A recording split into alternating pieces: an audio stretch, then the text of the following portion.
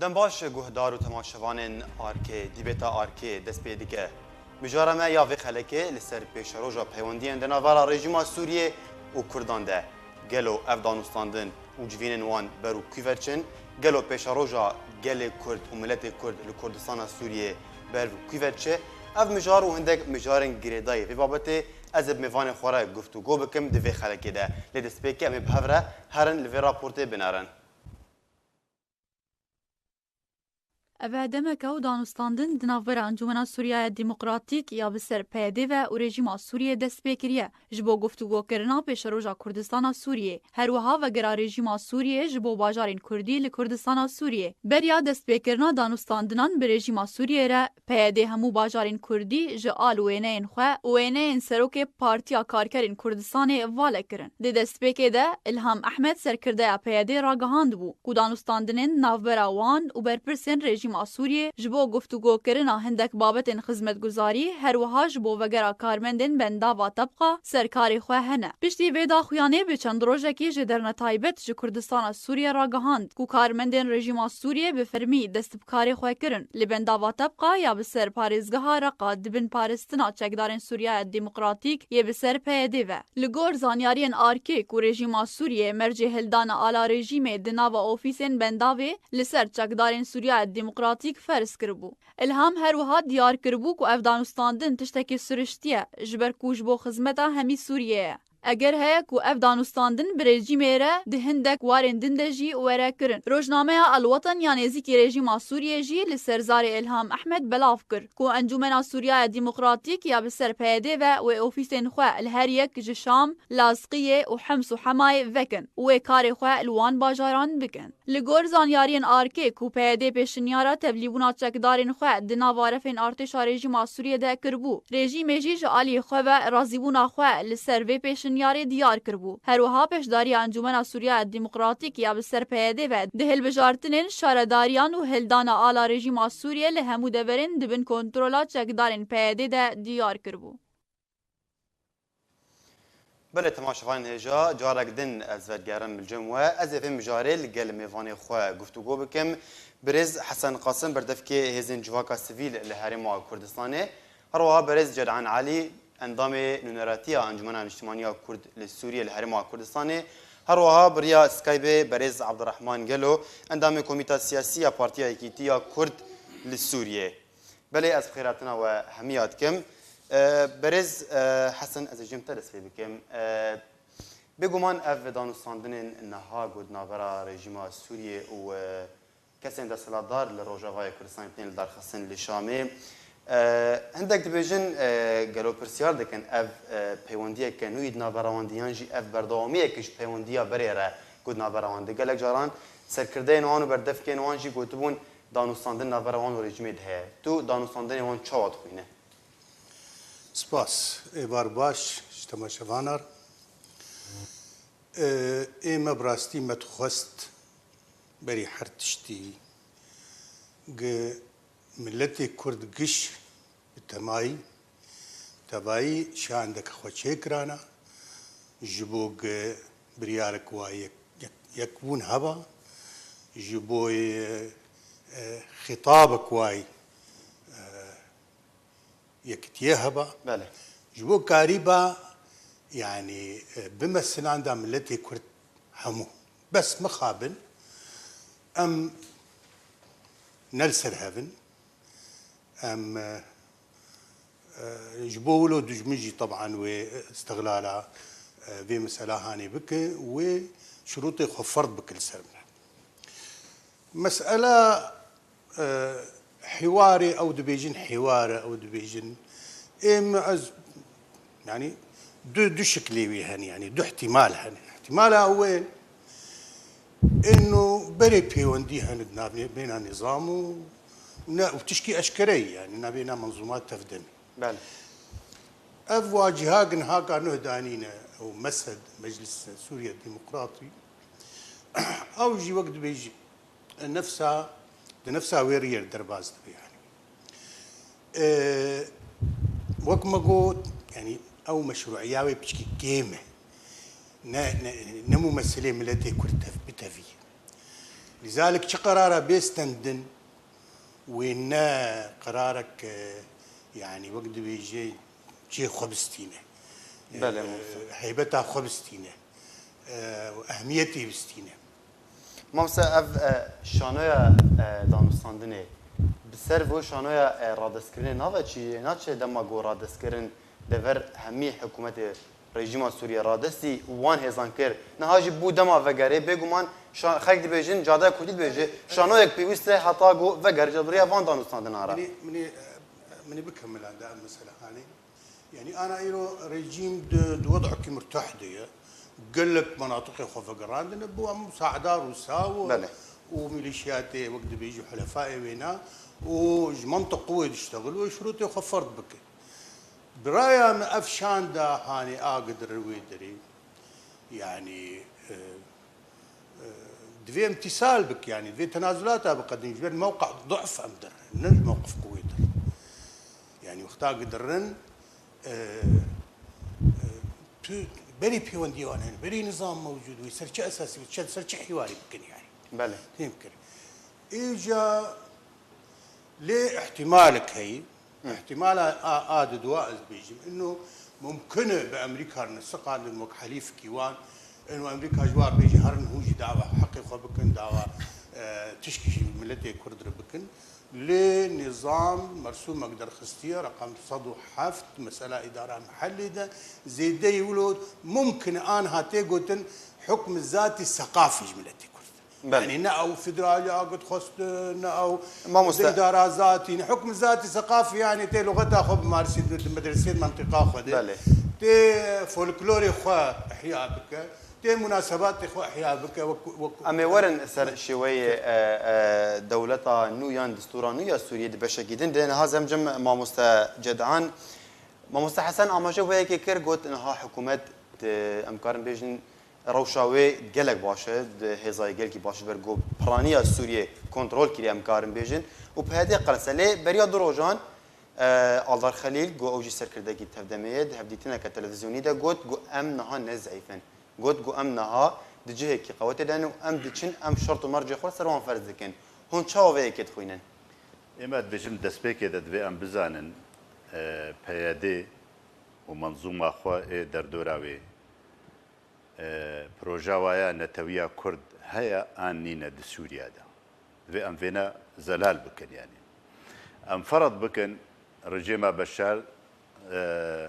ميز جوارا آماده كريا وكرم كان كهون شد خوازن الدار برز الدار خليل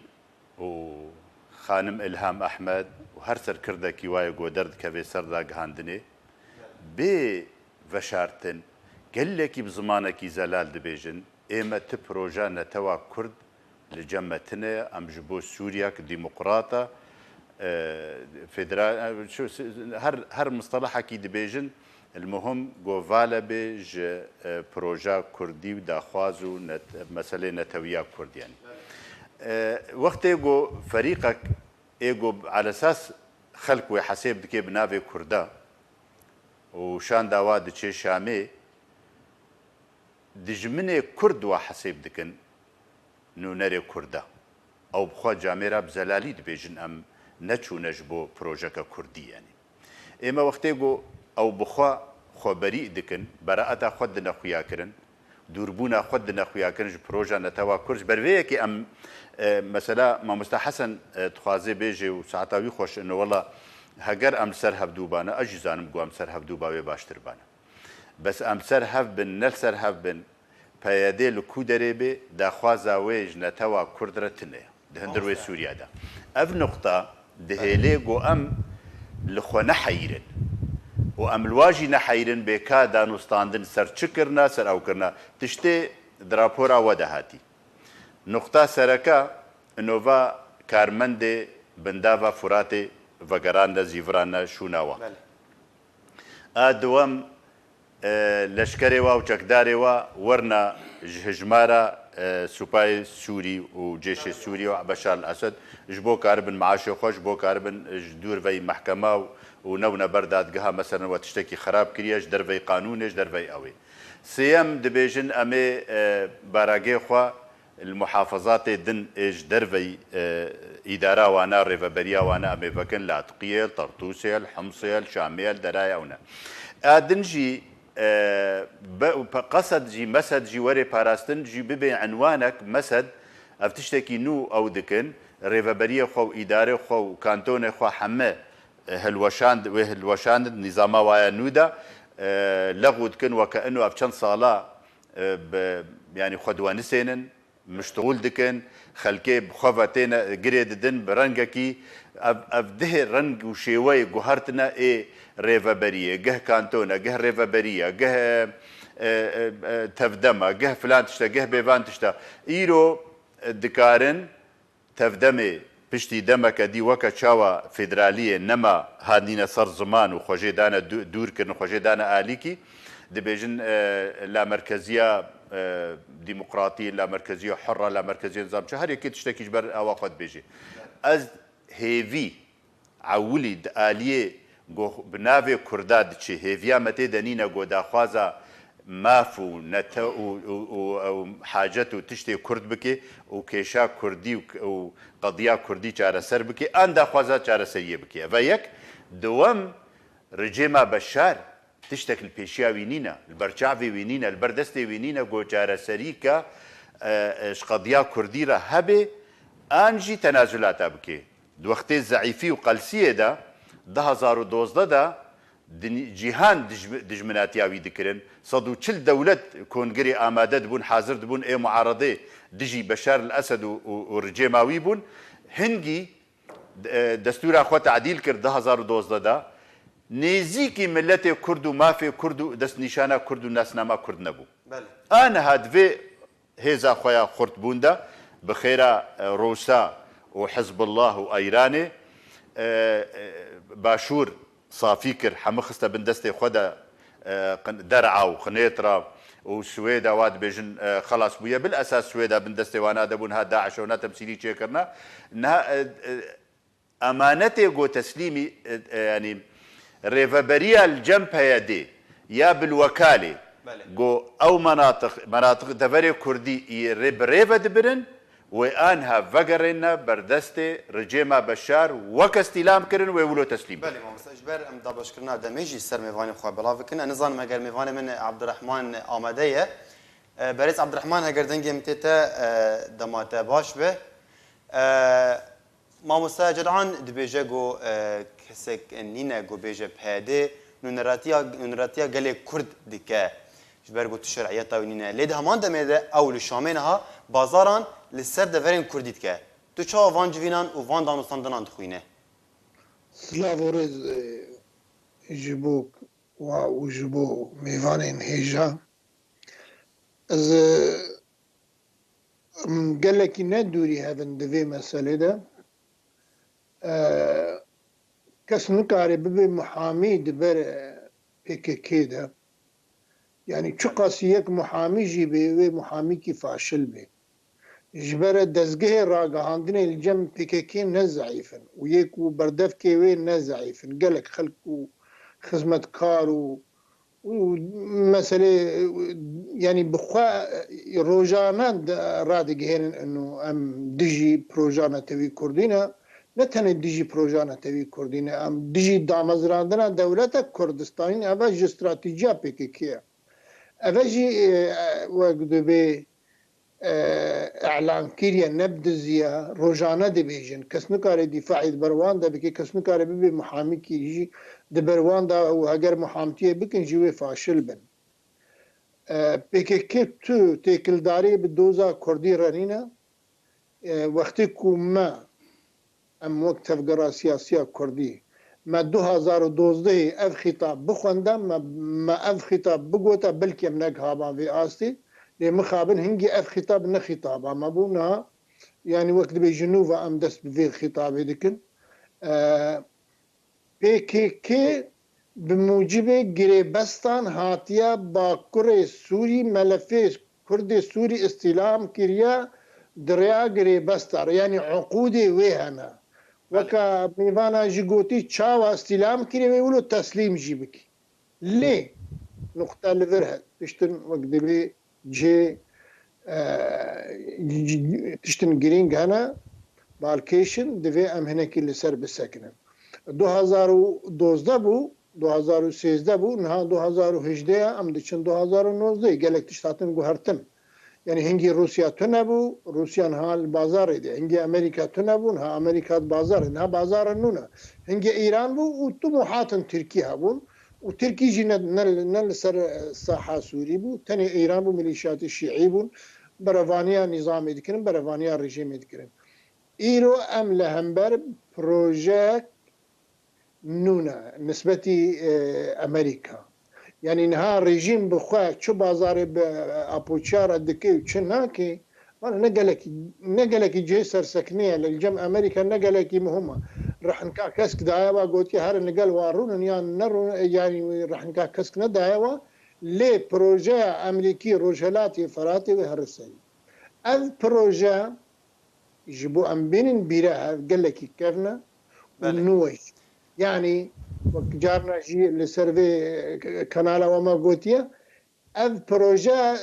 بلكي صالا بينجي وسي هاتيا لي فكرين وقت بروجا جهفرا قوتنا وهاتيا مناقشة كرن يا دا بشكرنا رجالاتنا هذين بلكي صالا هاشتي ودوي جارك هذه هاتيا إثارة كرن وهاتيا مناقشة كرن اللي سر مستوى بلند لأمريكا ودوائر استخباراتها وإيه لكولين زانا چیکرین استراتیجیاتا بلکه نوتو سه سالا شستو ششه اگر ام مجارد مینن بگومان دیروک برفرها و گرمتک من دیروک ده مجارد گلکی برفرها لان حتی گرنگ های ماموسد گلو باوری برژیم سوریه تگونه ها او کسی دستاوردار دانستاندن بوند کن گارانتی چیه گو او رژیم ما في گل کرد بده نا دخوازم بگم في نقطة أفات عيني تدبيشي ريجيم نمو خولة بده يا ندي جبرت تنا مشروعي ريجيمي مصدر ريجيم جي وك أبوتشات دستك إيلو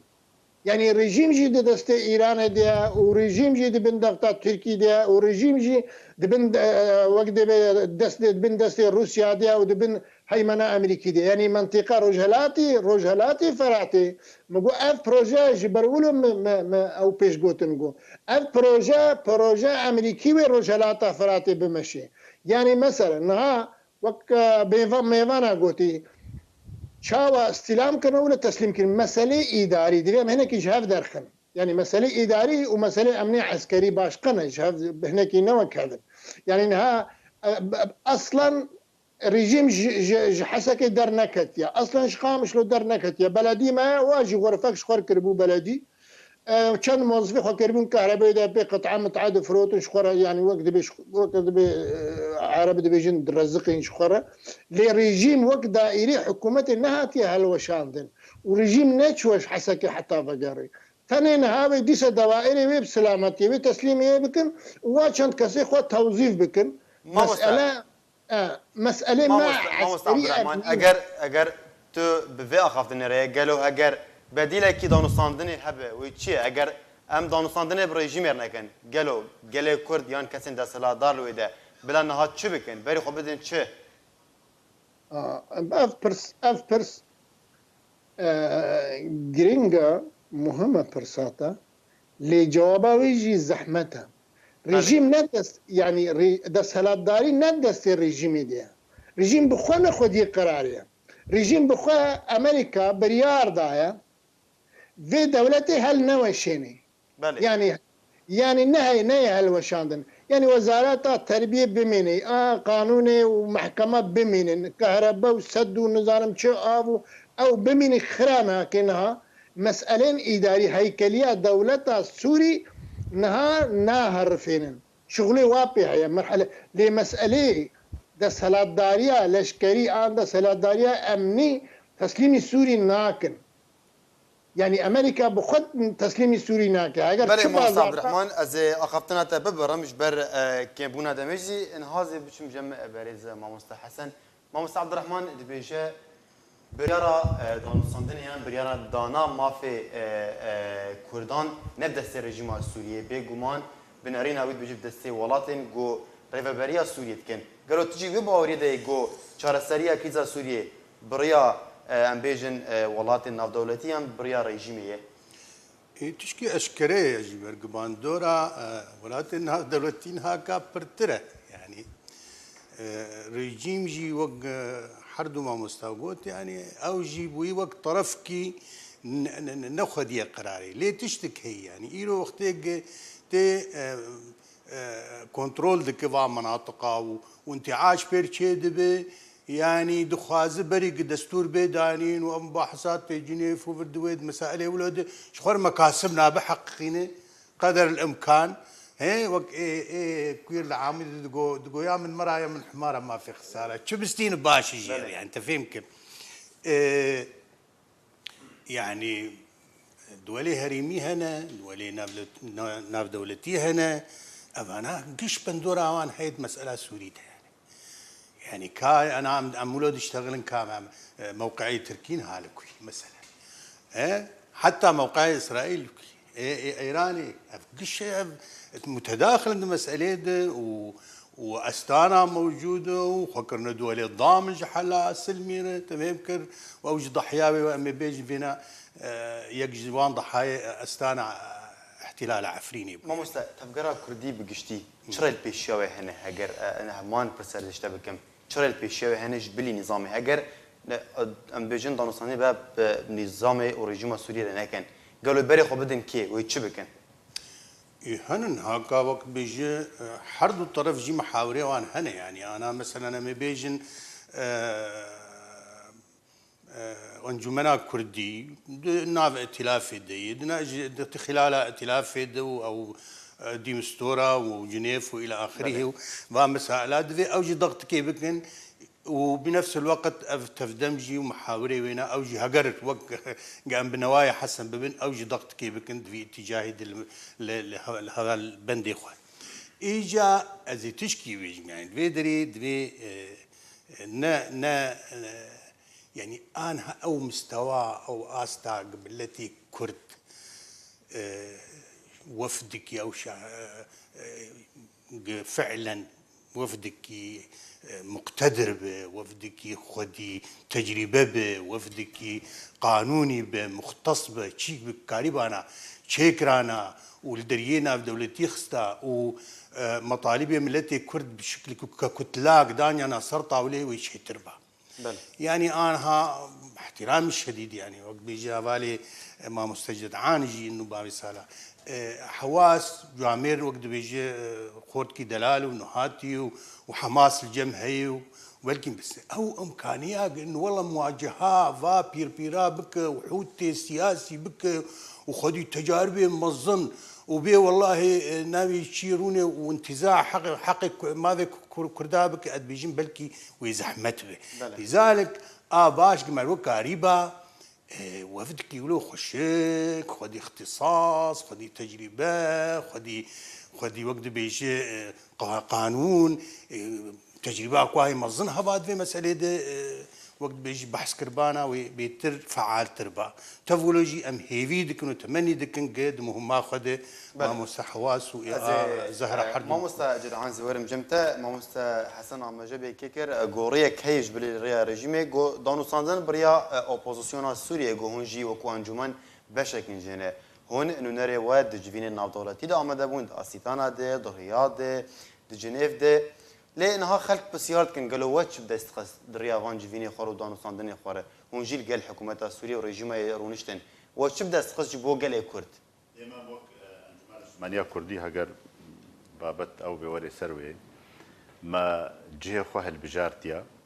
اب ايجو باوريا و هبالبندي انجمان الاجتماعيه كردي بتفاعي وبكاتيوي جهه خو هالبجارت ناب اوبوزيسيون سوريدا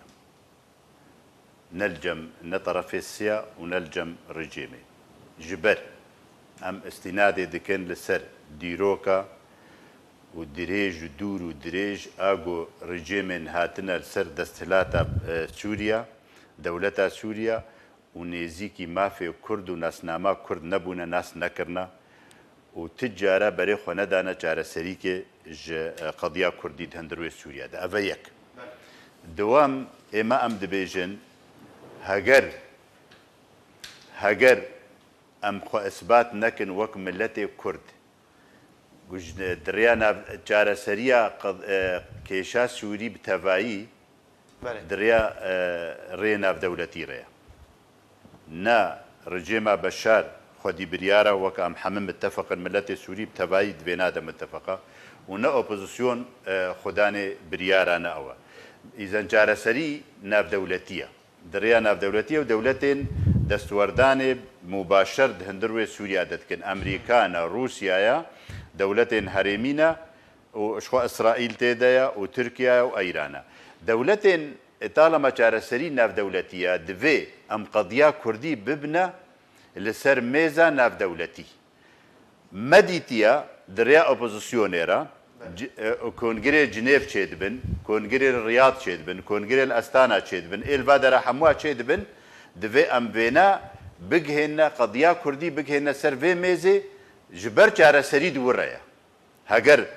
me hêvîke me hebane emeleke me çêbûbane eno sedî pênc jî çareserî di hindir wê Sûriya de û bi milletê Sûrî re û bi cîrana re û bi rejê me Beşar re ya belkî me gotibane ev tiştekî baş e û gerek em her nevê derê em di rêya mêza navdewletî re di tiştê sereket dixwazin wek Encumena Kurdî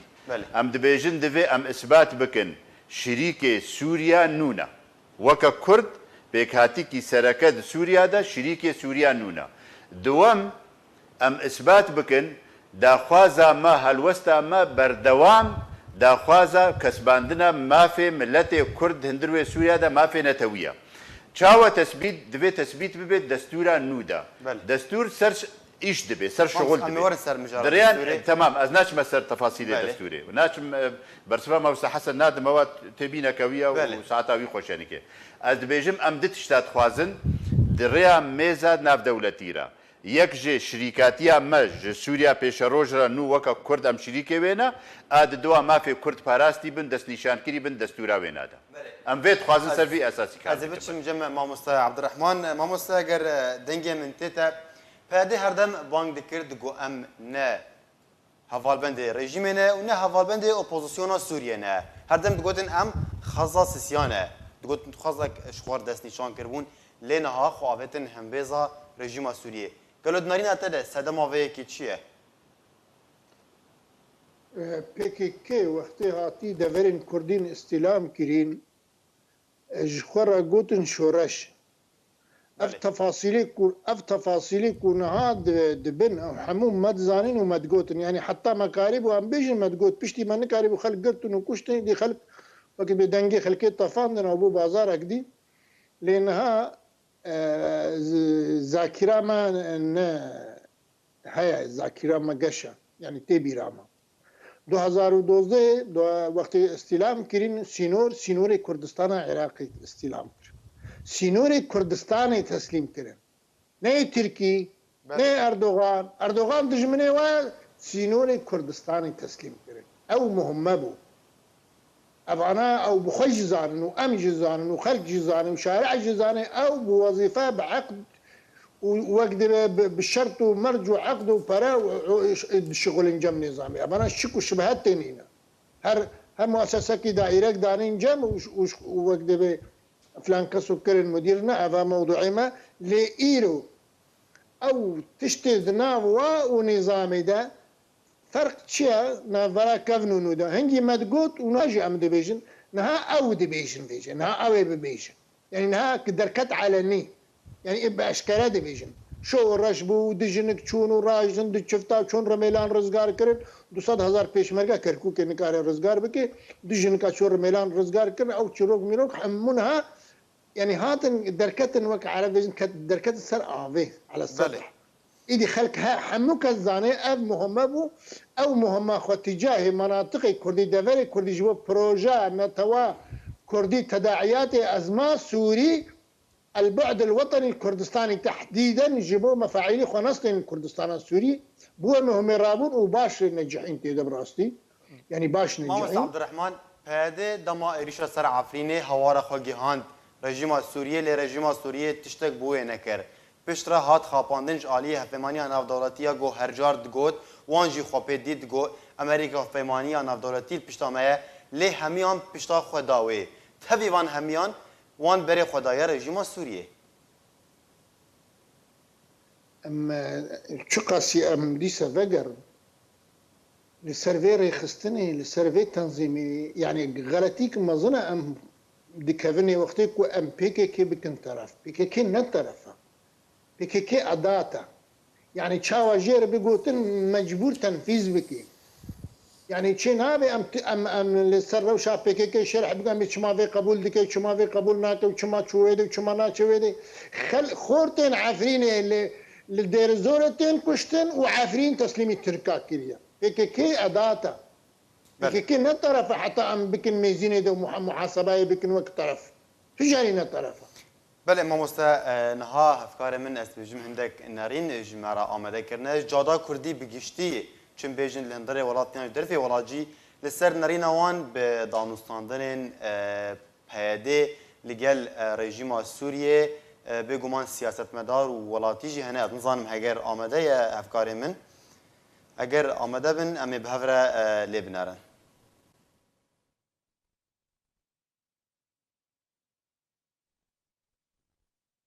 اف پنجی 6 ساله نظام بحث تعدیل کردات کی لرغم وقع ظلميجي هجر امزان فيدا كرداويت شونا شامي ذهبي ام بيرا مسألة حوار وطني يعني حققت مسألة بحوار وطني لسرش أساسي حوار وطني بكي حوار وطني سر أساسي أنه تيجي دستي خبدي نظامي دستي خبدي كي لنهر سر أستا سوري بشتي هقا كشتن وخراكين وغيرانكين ودمرت لنهر سانه بالتالي نها جارسري سياسية جارسري سياسي في رياضة نصاندن إما أي دانستاندن شد آلية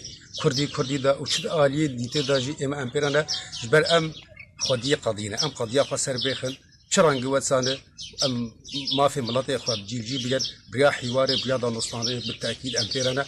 النظام مو برسك جي أنها أبي جو بري بشرش بشتي شرش جي أبدان وصندنو حوار بريجيمي كرين ده هم مسألة لشكري ومسألة أو لكاري تشبسر خستنه إيروجي ريجيم بوي مجي بوي مفهومي دانو صندنيت كي آنها جنيف بين رعايتها دوليده أو دانو صندنا بوشي دبي لجور برياري ناب دولتي ريجيم حتى أنها جيد ربي ريجيم دخوازه بوي شواي بري آنها بشتي خديتي وك دستهلادار لقلك هريماده دخوازه ديسه بوي مجي ويدانو صندنا هاني بكي از نبچونا احزاب كردي جوهر مفاوضات بنظام ربكن جبر في نظام التجاري ما في كردان ندايوا ونادي واجي برأيا من افوكا درفتك شخوردش بو عمري خوزيدك نزيد تر نخير تشكو اف نظام تحقق من هذا ما حتى من بيرونن تشكوج 2004 و تشتي كفناره حق ما هوندا كريا يعني تشوا حق ما بدي ما حتى نكا حزب ما كردير بيرون بجم شاشتي كي مزنا بيرون بله تماشاوان هجا جارك دن ام فدگرن جم میوانی خو دشم جم میوانی خو بریز حسن ما مستمتکارم بیشن گو پککی بریا پیادر لسوریه سیاست رژیم سوریه و حزر نوی و باوری نوی و رامان نوی لسر تفکر سیاسی کردی لسوریه جی بجی دیگه والله يعني شارع كردي بشكل عام منقسم وحرق جاليه وخده وقت بيجي كاري خدك وارمان جي خو واجنداتي خدشي لكن يعني زين ازي نقطه كي بيجي سر مساله عفرينه تقال كير دليل انه نظام ناخذ برياري استانا قرار خدا بريارا خدا انه عفرينه دبي مقابل غوطه تكهب بندسي تركي حتى اني غوطه جري رجيم ريفالا بكن دبي عفرينه بندسي تركي وبضوء الاخضر حتى امريكا ربو ايجو تفقه في حلفاء بيديبون انه اخي ما ابنت منطقه عمليات مدب على كل حال احداث باللزتين مشاندين ومساله قلكي معقده دبي مرو تعاملي بك جوانب يعني زانستي قمرو كهرب يعني اجنداتي خفرت بك ووقت بيجي ما في خبيك بيني النقطة دواء يعني ازيديس اللي فقرن يعني اف اوبوزيسيون سوري اج ما مستباب سالار قال ويكر انه تيد كاردكن ضمانات عددن فعلا سبي تشتم بدسوي كفن او بسر كفن ما في ملتي كرد بيجيبينه يعني ما قال لك تصريحاتي وانديتم براستي تصريحات يعني وك اي نظام جي نظام بيشتري يعني هناك دناف واد وهناك سلكنج يعني وخدي باندور نجد مسألة ائتلافات على كل حال جبر دابش كرنا دمي از همان اف بسيارا جرينج بجين ما مسجل عن ما مسجل باوريات ده هكاكي رامان وسياسة رژیم سوریه لسر کردان وتفجر كردي سياسي بقشتي جبجيد كل سوريا سياستها بكاكي وك فلسفة تشتكي نتوى كرتي دا تنيا تعدو ظلم وزورا وقهاندي ملتي كرد لحمي بارشي كردستاني تم دستي خود خي دستي الرجيم هذا دريا مخابراتي وارا وجهازي واي امني ودوائري امني ده فكاكي علاقة دارة بأمن سوريرا فكاكي علاقة دارة بأمن عراقي فكاكي علاقة دارة بأمن ايراني را وهر وهاجي بأمن تركي را اف منظومة تشتك بروجاوي دا خوازا ما في كرتي دنينا كاري دستي خبخي دستي حمكة سيدا إلا دستي جعدا كردي وتفجرة سياسية كرد بله فكاكي لو كودري پیدا دبي لو كودري خودي نفوذ وخودي رولا لو داري تفجرة سياسي جهفكتيا ودوري هوا وزيدي بارچكيا ام تهيفيا د بروجا فكاكي دا جاليه نتوا كرد ونابينم از بخوك انسان نابينم جو خبات وخدمتي جبو قضيه كرد وملتي كرد وتخوازن ما في كرد بارشكي كردستاني دا جيب بكن وبدست بكن اخوه الشعوب وامه ديمقراطيه تشتكي كردات دا تنيا تشنا طوباوينا شعارات ودروش مي خيالنا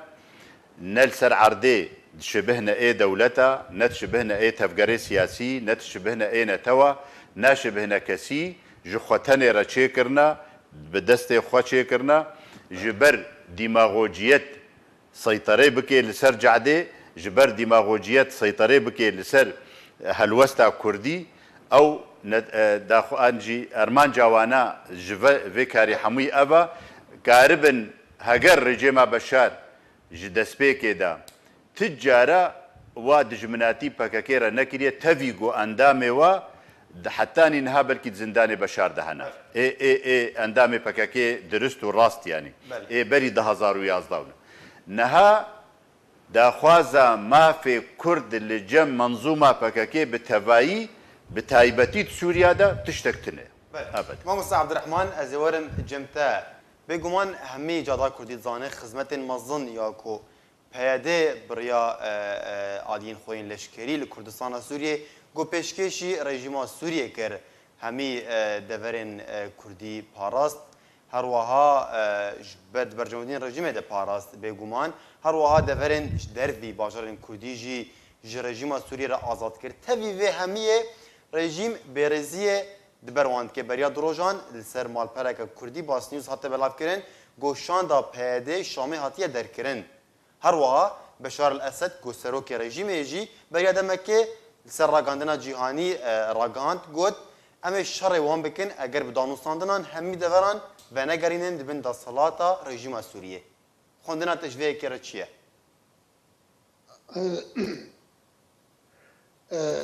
دوزا کردی 2012 حاضرتر بوج ایرو لسر آستا سیاسی ده نسبتی کریزا سوری ده وضعی داخلی سوری بله يعني إيرو بشتي هفقا شهيد وهفقا كشتون وهفقا طالان وهفقا بانابري ومال كرن ومال ويراني إيرو قضية كردي غايبة يعني ثقافتها رجيمي يعني ثقافتها وكما مصطفى حسن جي كريم كر ثقافتها رجيمي يعني ثقافتها اوبوزيسيوني هر موقفي ثقافتك تراكمك ثقافيه أما موقفي إيرو يعني يك ثقافتها ويك موقفها يعني الجم رجيمي والجم اوبوزيسيونيش لفر غيابة قضية كردي يعني مرو ملاحظة بكي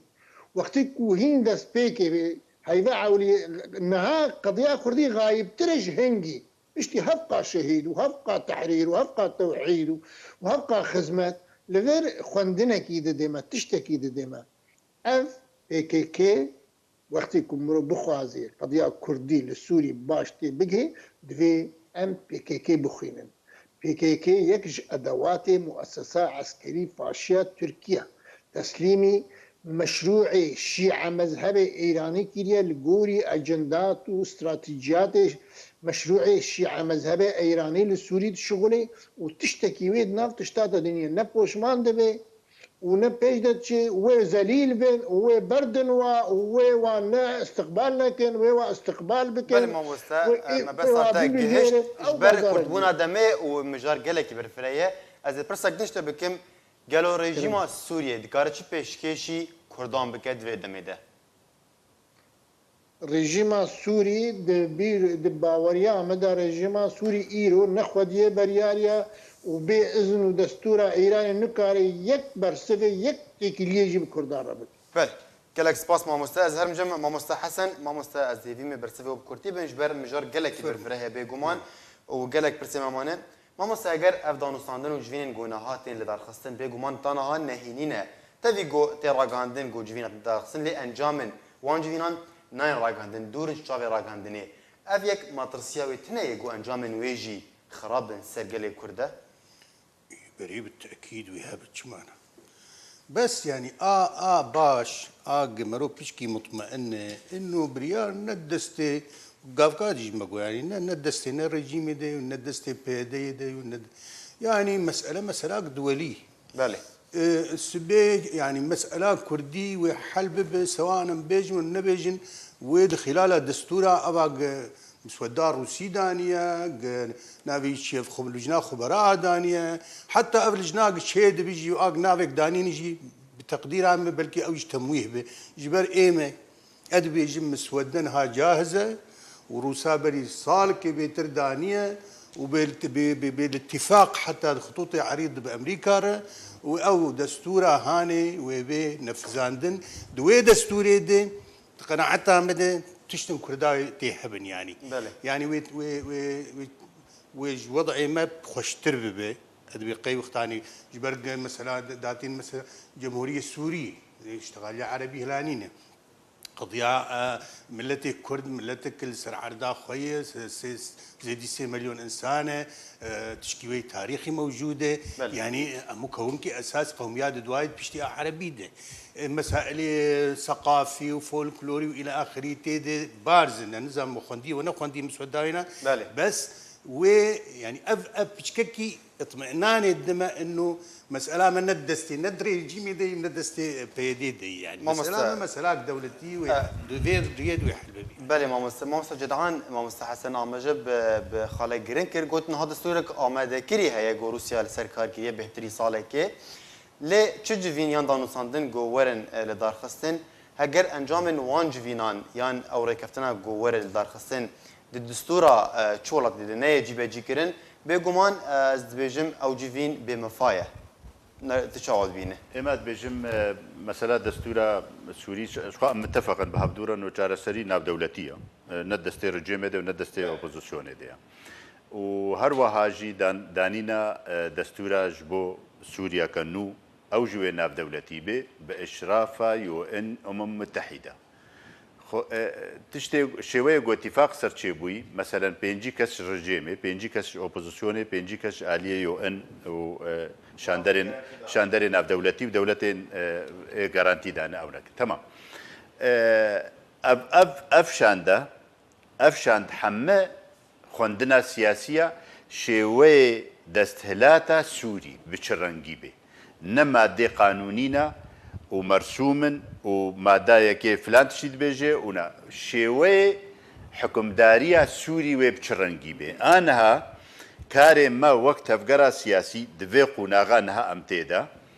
أم شوي دستهلات وحكمدارية سوري نظام دولتي وبشرنجي بي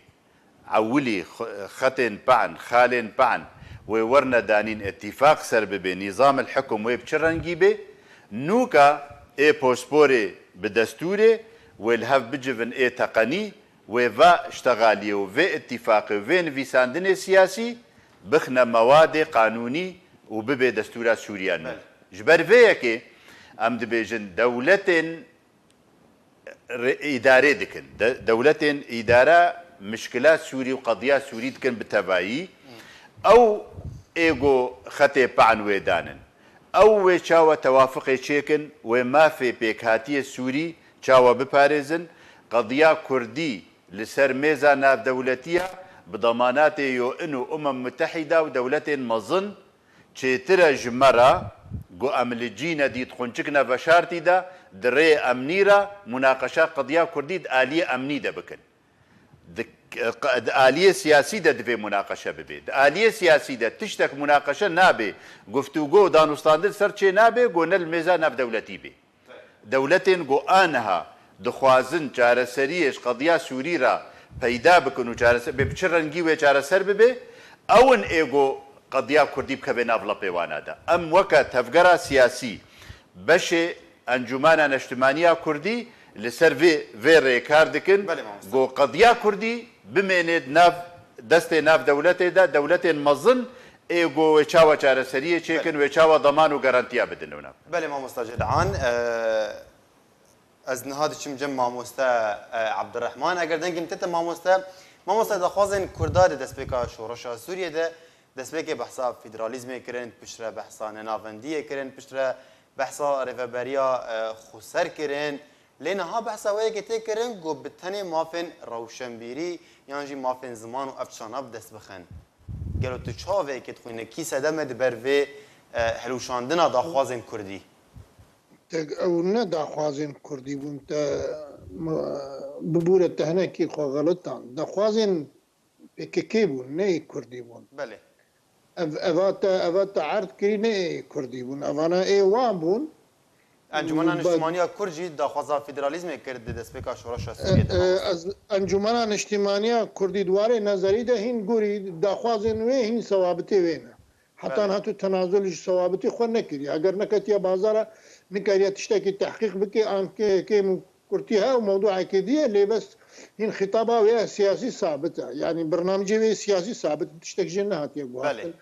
Bes yê ku wan ew xelkên ku doza tehrîrê kirî dewletek di hundirê Helebê de çêkirin li Şêx Meqsûd û Şêx Eşrefî. Yani karî bûn propaganda hizbî ev ku tiştî tenha kerem kirî te erd kirî propaganda wan ji bo xwînê helal bikin, ji bo karibin xelkê bikin wek divê ardûyê vî şerê ku ne tiştekî me tê de heyî li Sehraa Erebî xelkê bidin kuştin û zarokên me qasir birevin ji bo karibin bersiva bi xwînê bersiva şareyê bidin. Ew bû hemû ew bû îro ew tişta ku hingî berî niha jî dîsa naxwazin gotinê xwe tikrar kin tişta ku hingî me digo xelkê hingî zanîbûn ha ew bi xwe eşkere dibe. Yani ew xwe dikeve ser rû. Yani tê eşkere kirin. Ve mesele Kurdî, qediya Kurdî girêdaye bi qediya Kurdistana Başûrê Iraqê ve ev sabit e. Ji ber meydana îro saha siyasî li Kurdistana Iraqê, li Iraqê saha siyasî li Iraqê û saha siyasî li Sûrî yek sahaya, yek anasirê sîrahî ne. Em hîviyê me xortin îro ku ev fewda ku îro li Iraqê de çê dibe ev nezaniya rêveberiya dewletê ku çê dibe karvedanê wan wê li Sûriyê jî hebin ew teraci'a meşruî ew teraci'a nüfuza Îranî li Iraqê çawa tê vekişandin wê wî li Sûrî jî vekişandin em geşbînin. Belê mamosta Abdurrahman ji ber Kurdbûna demê ez hêvî min ti berseva min bi Kurdî bide. Çi tê daxwazkirin ji tevgera siyasî Kurdî niha divê demê de? Tevgera siyasî Kurdî tê xwestin ku yek perçebê ji proje Emerîkî. Proje Emerîkî ew e ya ku herê serî. Emerîka meşruî wê mezin e. Carna mirov ihmal dike, te teecîl dike, fereha mezin e, bez divê tu hebê. Ku em nebin em nikarin bosalê biguherin. Divê wek qewet em çi qasî behsa siyasetê bikin ku pêşmergê me Rojava net sahê de bin û em nekin dext û derbas nebin hiç tiştek dest me nakeve. Yani bila kes xewna siyasetê bê qewet nebînî. Ew jî ji Amerika tê xwestin îro proje Emerîkî Şerqil Ewseda wê herê serî ev baweriya min e. Mamosta Cîran pirsek minî din jî heye beriya demekê برپرسن امریکی و فرانسی جی از بیجم الباشداری عمودی برپرسن پیادر رونشته بون داخواز جوان کربون کو بس گهدان بدن دورن کردی و دفش دورن عربی بردن تفی وی که نها پیاده درگاه دانستاندن ابراجیم سوریه را وکریه و درگاه خو طانها گرتی الپیشا انجمن انسومانیا کرد لسوریه خوندنا تشویه کرچیه دکاره دست خود ریش که بحمو کسی را آریکاریه بکه بحمو کسی را گفتگو بکه بحمو کسی را بازارا بکه إلا بتفجير سياسية كرديرة وبتايبتي بأنجمان الاجتماعية كرديرة. إيرو وزيرة پروردة لهرما جزيرة ليجو هداري ذكر سرو داو دقو والله دسبيكا پروردة وما مدرسة خصنا بندستي خدا شاشيتية مزحف بون إيرو دقوت أمنها دكن سراست بكن هناك تشت أو نابكن يعني در دسبيكا ويدا فهذا حتاني انها تشتي دفري كردي دا حمه هرمي كردي دا كرن جزيرة وكوباني وعفريني شاشيتي وي مظن هشتقو عفرينش دستي وي هري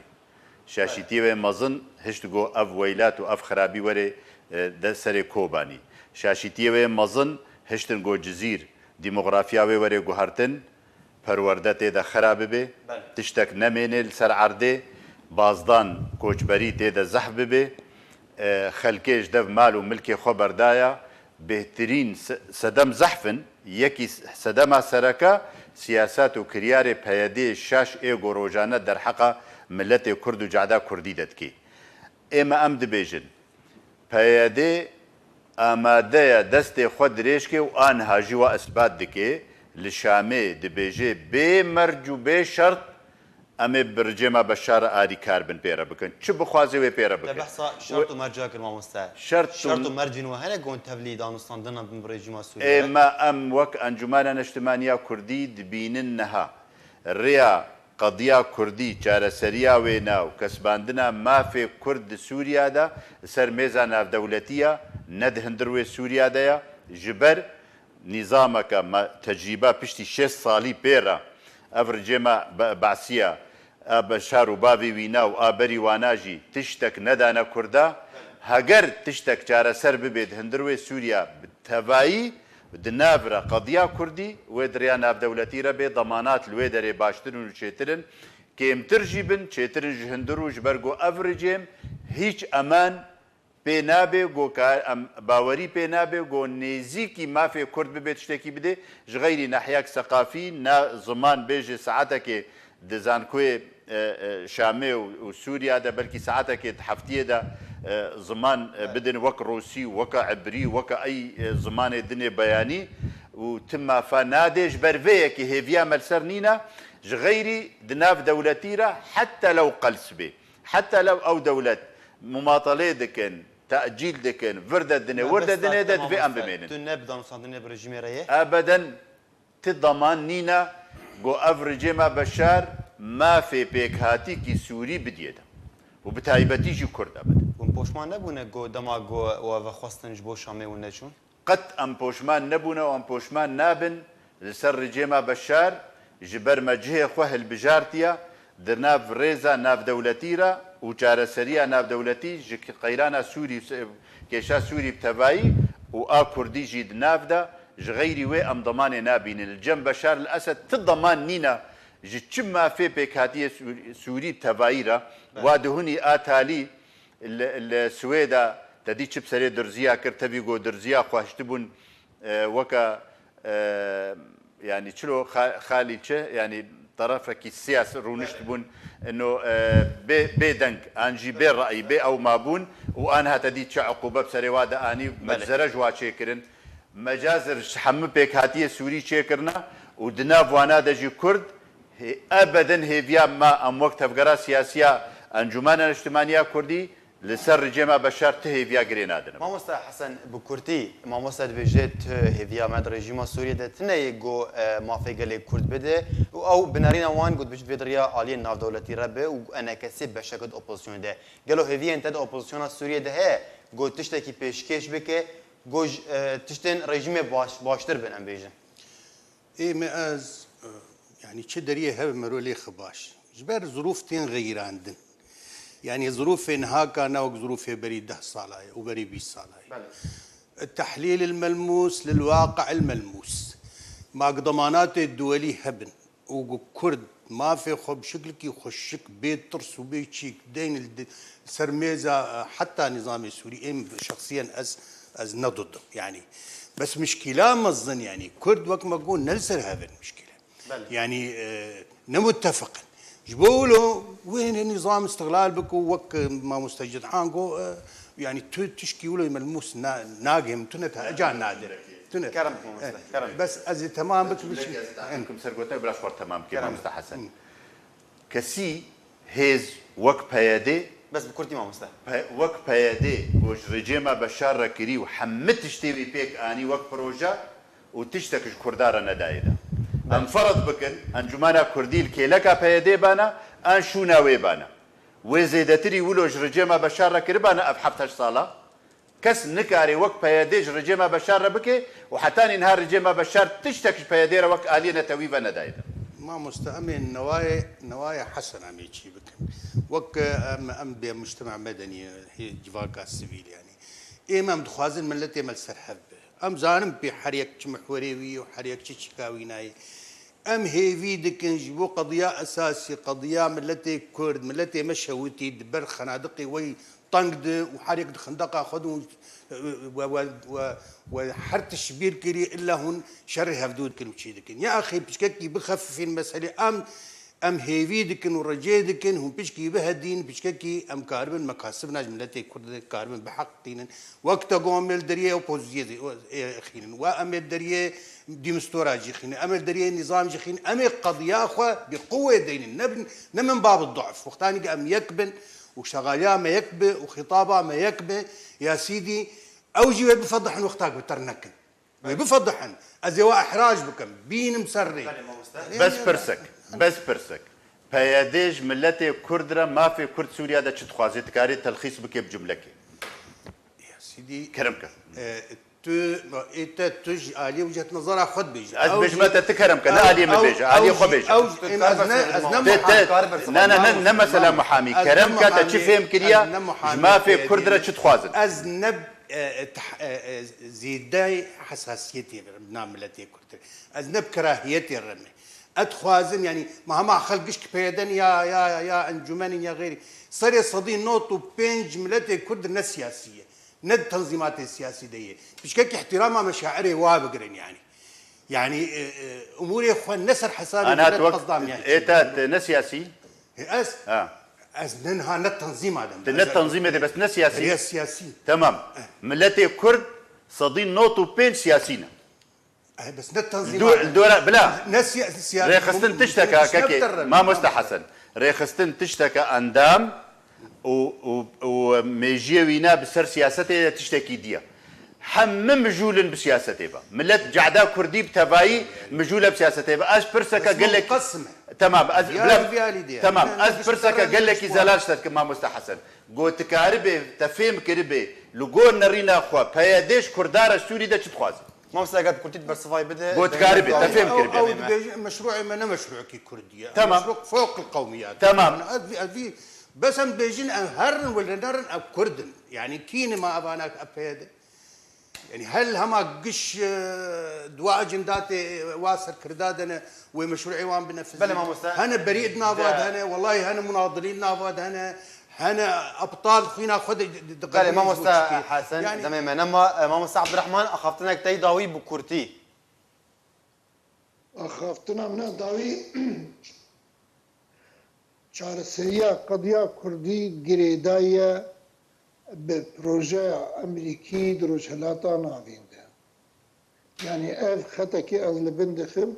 قەدیا کوردستانە سووریا کوردستانە ڕۆژئاوا گرێدایە بە مەشروعی ئەمریکیڤە لە منطقە شرق الأوسط و ئەز گەش بینم یعنی ئەز بهیڤی مهیڤیمە هەنە وقتی که مکاری بانا دستی خدای میسر برینی اول ما بگوت اپیکی کل جمعه نپیده هنگی بلکی نتایج نافبانا مجالك داری ودا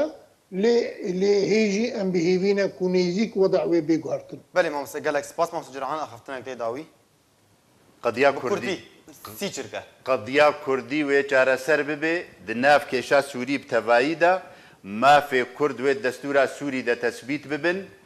û Kurd wê bigihine mafê xwe di Sûriya wek netewek taybetmendiya wê heyî bi mafê xwe wê şehnaz bibe û wê şehnaziyê bike û wê cêbicî bibin di hindir wê Sûriya nû de em wek şirîk